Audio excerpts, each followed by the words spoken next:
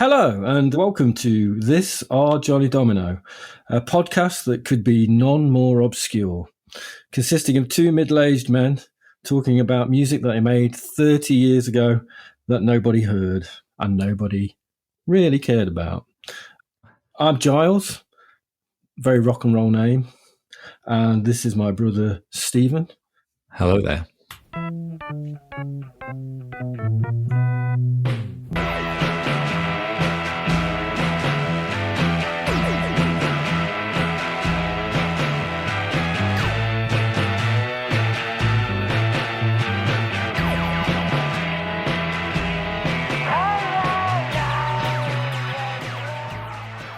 So, the idea is that each episode we listen to 3 tracks and discuss the merits or otherwise of the songs recorded in an earlier lifetime, deciding at the end if any of them are worth actually including in a purely theoretical best of compilation tape.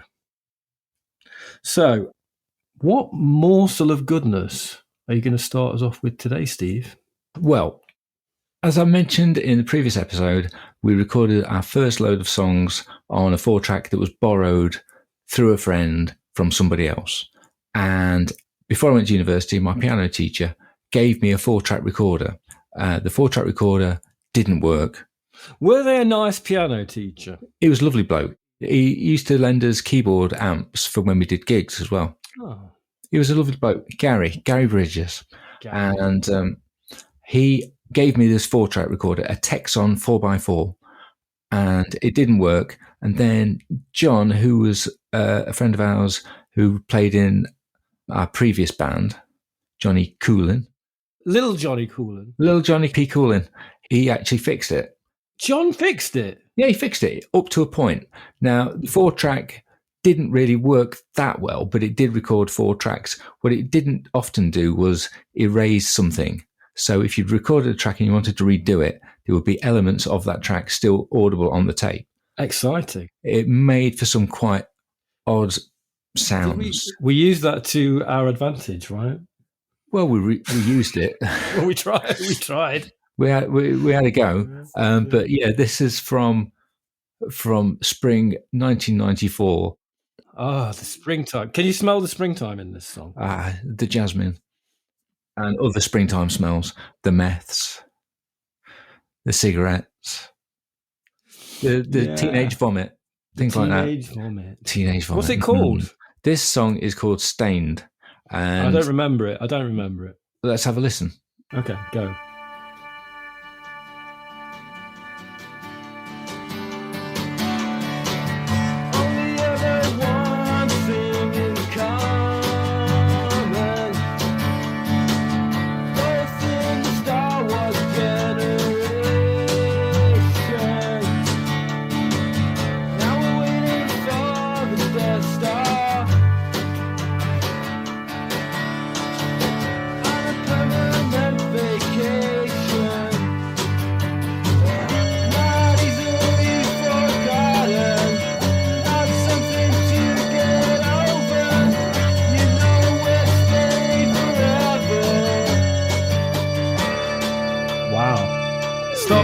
Stop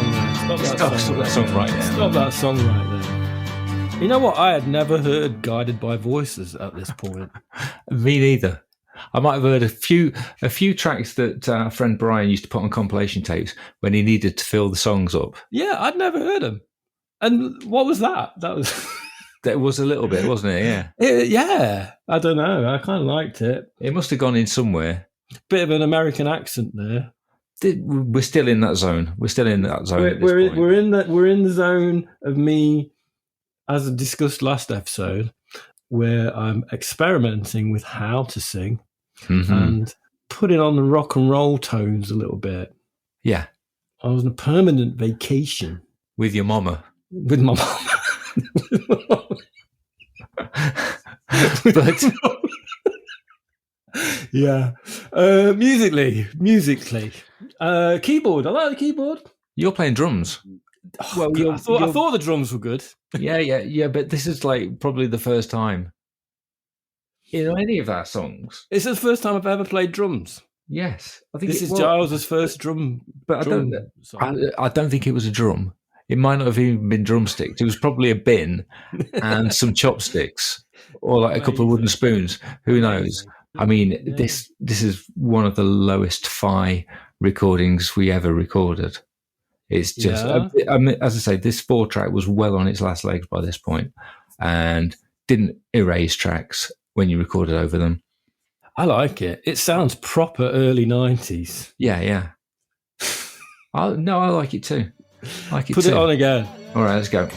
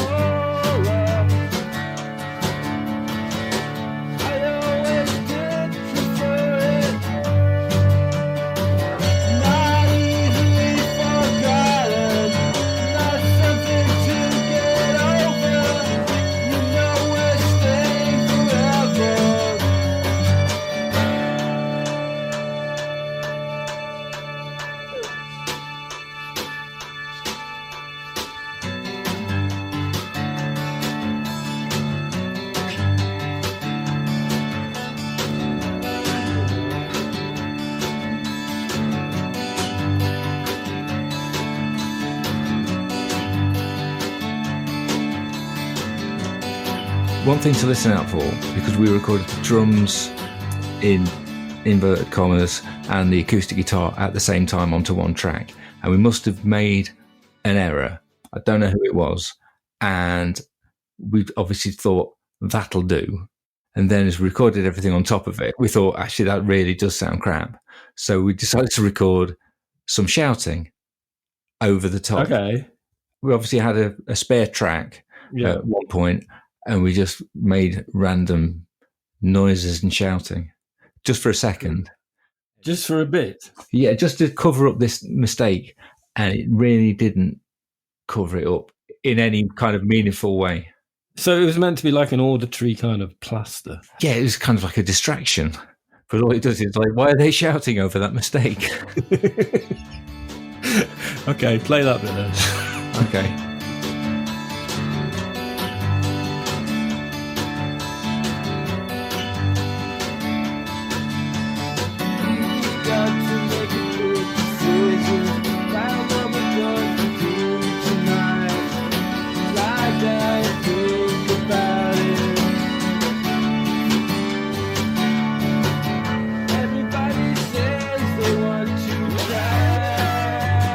Oh, yeah, nice.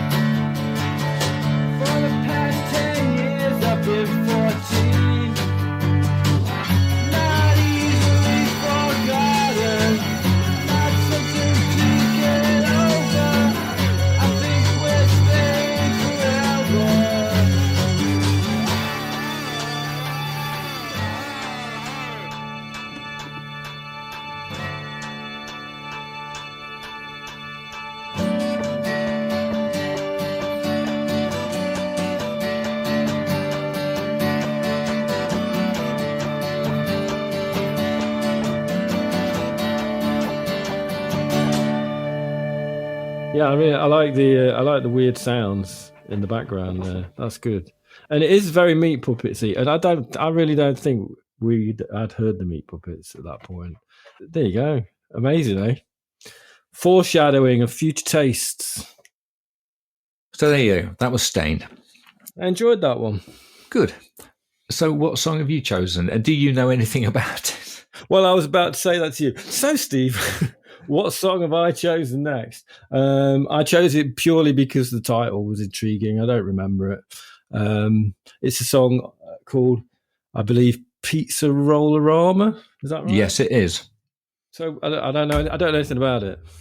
A nugget from the 90s. Pizza Roller was this thing that McCain made, which is basically, if you imagine a pizza which has exploded in on itself. It was like an oven-baked thing, so it's like a hard French bread type exterior, like a pizza base exterior, with the hot sauce in the middle. And we used to think it was hilarious because it's a really quick way to get first-degree burns. Yeah. A bit like a McDonald's apple pie. Is the song about that? It isn't really a song. It's kind of like an instrument. You surprised me. That kind of title, it was crying out for some lyrics, but basically a bit of lo-fi arsin about with our friend Brian, who was the drummer in an old band that we were in, several bands that we were in. A lovely person, Brian. Love him. And through Brian, he used to do a fanzine, ironically called Long Live Vinyl, and he used to do mixtapes. Right. He used to send tapes of things that he'd recorded, things that friends had recorded, things that we'd recorded to various places around the world through the Indiepop network. This is the days before the internet. The days before the internet, it was like swapping tapes, swapping fanzines, that kind of stuff. And Brian was very, very much plugged into that. So we used to go, I think we got some interesting mail from Greece and Germany. And through that, we were in touch with a lovely couple called Lauren and Virginie in France. Yeah. They eventually released a single for us. We used to send letters to each other. We used to send mixtapes to each other. We never met them. But I remember the correspondence. Yeah, it was beautiful. They were nice, weren't they? Yeah. And Lauren used to make mixtapes. And at the start of this particular track, there is an excerpt from the mixtape. He used to swear in a very, very extravagant way. And he was very sarcastic. And I think that's why we got on so well. Yeah. Because the sarcasm is dripping from the microphone. He's recorded a little bit of speaking before he's going to put another excellent French pop tune. I think it was Boys to Men. This is Boys to Men that he's talking over. Yeah. Which is good, actually. I quite like that Boys to Men song, actually. Isn't it strange the way the times change? I know. No, it seems like a classic. Yeah. Anyway, shall we? Let's do it.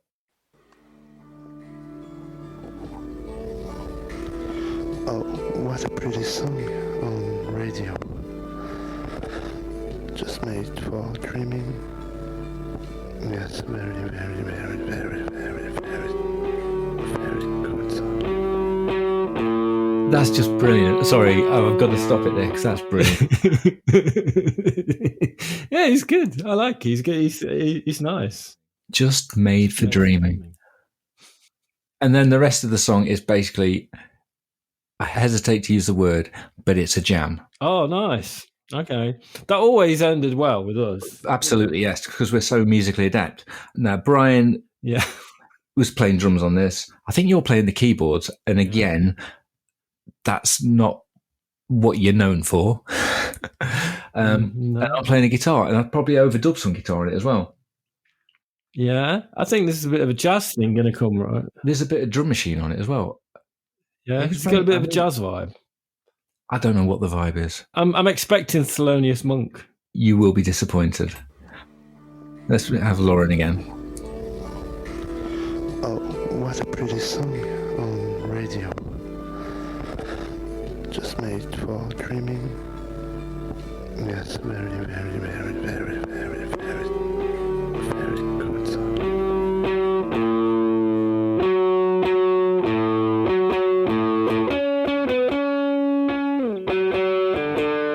All the stuff you've been doing so far sounds cool to me. All right, I'll do some of that then.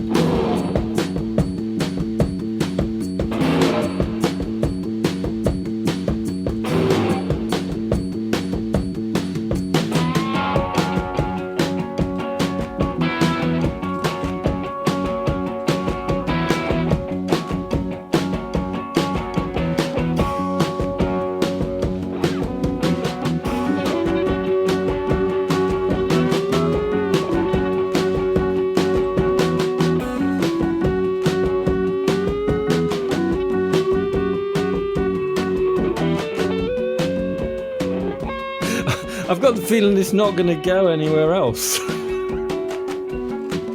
Oh no, there's a good bit. There's a good bit now, isn't there? This I remember now. Yeah, we stop. Here it comes. Here it comes. That bit. I like that bit.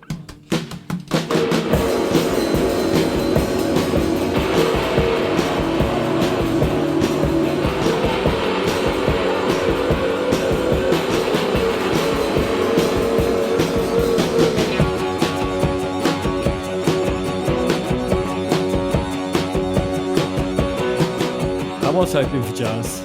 And what you got was a kind of a really crap version of Stereolab with awful keyboards. I think you're being a bit. I'm not happy with that because you know that was me.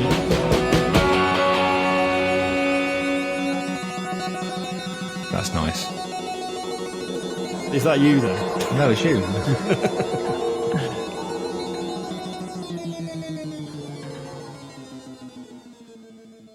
I don't know. But Yeah, it's got some quite nice sounds in it. The thing is, Brian was an excellent drummer, and the only song that we recorded in all of the over 100 Johnny Domino songs from this period, the only song we used him on was that. It's a pity, really. As a drummer, that's the only thing he played on of ours. Oh, well. Brian, we missed out an opportunity there. I think we did. But, we did. But, you know, there's... Oh, well. There's something, I'm sure there'll be somebody listening saying, I wish Johnny Domino had done more of that. More of that stuff, please. More of that stuff. More, please. More, please. The jazz chops. Anyway, I think we should move on quickly from that one because okay. I feel like we're heading right into our belly buttons with that, to be honest. Well, I think we're going to be going a little bit more. Laurent was good. Laurent was good. That was beautiful. I'd love to hear from him. It would be great if we could ever get in touch with Laurent again. Find out where he is. And his label, Candy Sherry. We'll be talking about those guys again. And it'd be lovely to actually involve him in this. See what I can do. Okay. Now, for my final choice for this episode, we're going further into the belly button, if you can imagine. This is a song called Home Music is Killing Taping. Oh, yeah. That title in itself is kind of interesting. Is it really that clever? Yeah, well, to people from not our generation, is it? What's it about? What's going on with that? So on records from the 80s and 90s, they'd usually come with a branded sticker, which it was a cassette made to look like a skull and crossbones. Obviously, they're against Piracy. It's quite a good logo, see what they did there? And it was basically the legend underneath it said, "Home taping is killing music." Yeah. I mean, if only they had known what was coming down the road with MP3s. You know what I'd like? I'd like a T-shirt with that on. I'd like a T-shirt with that on. Well, I've got some records with it on. Do you reckon you can get a T-shirt with that on? I'm going to have a look in a minute. I'm going to have a look after this. Okay. Obviously, we recorded all of our music at home. So in a very not at all clever sort of way, I just turned the words around for this home recording.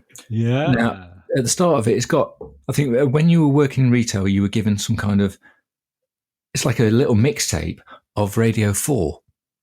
No, you know what that was? I got that at university, actually. All right, cool. Yeah, they gave it on Freshers Week. It was like, hey, young people, listen to Radio 4. It's got lots of good stuff on it. Here's a tape. How did that go? It got programs of like, you know, that are on Radio 4. Like, listen to Woman's Hour, or whatever. You know, yeah. And I just kept that tape. I didn't really listen to Radio 4 when I was at university. So it didn't really work, but I did keep the tape. There's a particularly good nugget that we used. I've got no idea where it's from, and this is the problem with this bit of music as a whole. There are recordings for which we have no provenance. We had no idea what we were using. And we didn't keep a record of what we were using. I don't know who this guy is. I don't know what the show is. It sounds very dramatic. And then it kind of segues into a recording that I got. I made a copy. I mean, it all fits with the title beautifully. I made a tape copy of a recording in my university recording library. And I don't know what it is. I've got no idea. This is a very university based piece of music. Yeah, well, this is what we got from higher education, basically. I'm glad we went. Oh, yeah, it was definitely worthwhile. Again, I've got no idea what it is, but in a kind of cultural appropriation sort of way, we went, oh, we'll have that, and then we'll play along with it to make it better. Yeah. Sampling. Yeah, but we didn't have a sampler. So we just had a tape machine. And I remember, because the pitch shifts throughout the original recording, I remember I recorded a tone of the nearest key I could get to it. And I was recording it onto the 4-track, I shifted the tape speed to try and get it to stick with it. You've lost me. Shall we have a listen? Go. I am telling you, you are also pointing at me in a rather threatening... Throwing me down as... violence won't get you anywhere, Mr. Hilton. I thought your methods were with money, not with violence.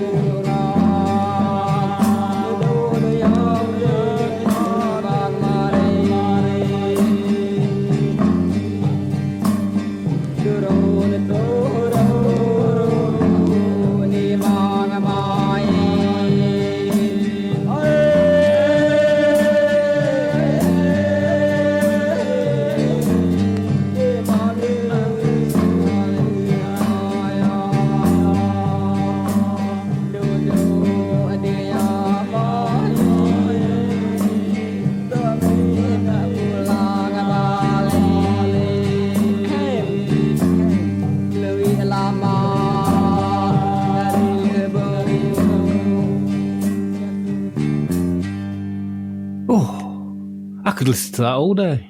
Very pretentious. Very pretentious recording. And such rampant cultural appropriation. It could be something incredibly beautiful and spiritual.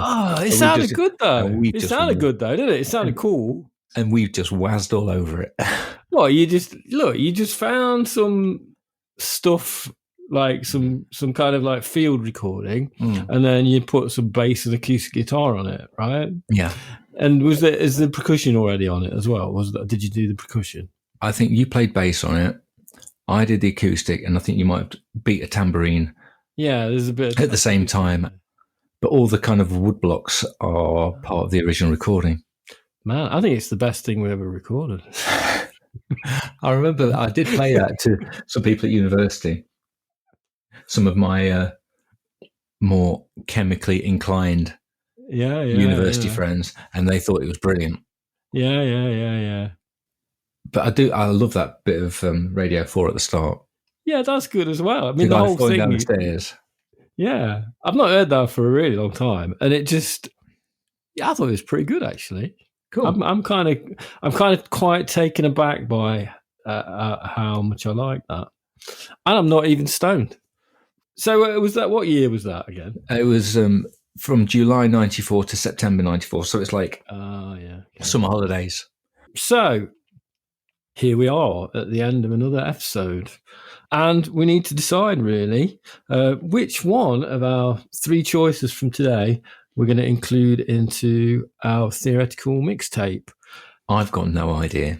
I think Stained is quite a nice little pop song. I think Pizza Rollerama, I think, is fun. But the main thing I like it for is Laurent at the start. And that weird bit of music. You're going to pick that. You're going to pick that. Okay, I am quite predictable, I admit that. But, obviously it's not going to be Pizza Rollerama, even though Brian, obviously, it would be nice to represent him. He'll pop up again. He'll pop up again. Well, he won't, because he doesn't play on any more of our stuff. His name is writ His name large. lives on. His name lives on throughout this entire batch of songs. Okay, well, that's all right then. That's all right. So we're not going to include that one. No. Pizza Rollerama's out, right? Yeah. Stained, Guided by Voices. Just a bit. I like that one. That was a good song, I thought, really. I didn't even find the American accent objectionable. Because you thought you were listening to Guided by Voices. Because I was sort of, I could distance myself from it a bit. Yeah. But then the last one, I actually would probably listen to that again. So, you're right. I mean, my choice is the Home Music is Killing Taping. Okay. Are you going to go along with that, or I'm going to let you have that one. I'm going to let you have that one because I can't choose between them. Okay, well, which it doesn't mean they're all of a high quality. It means they're all kind of. That's not the point of the podcast, is it? Let's face it, right? It's an excuse. It's an excuse, right? So anyway, that's a good choice. I'm happy with that choice. So next time we'll have more choices from our extensive archives of stuff that we recorded all that time ago. Thank you for joining on this extensive trip into our own navels. If you think of anyone who would enjoy this podcast, please share it with them and subscribe and follow wherever you're listening right now. That's beautiful. You ended it really well there. Thanks.